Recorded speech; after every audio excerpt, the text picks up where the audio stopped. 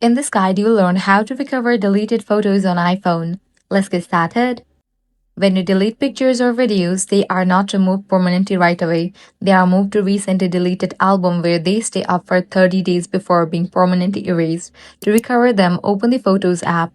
Scroll down, navigate to the section Utilities, tap on Recently Deleted, then tap View Album and authenticate using Face ID, Touch ID, or your passcode.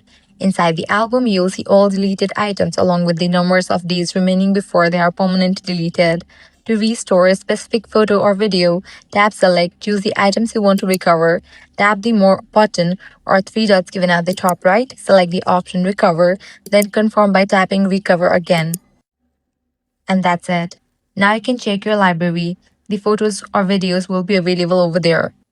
So this way you can easily recover deleted photos or videos on iPhone. If this guide helped you out, do not forget to like, share, and subscribe.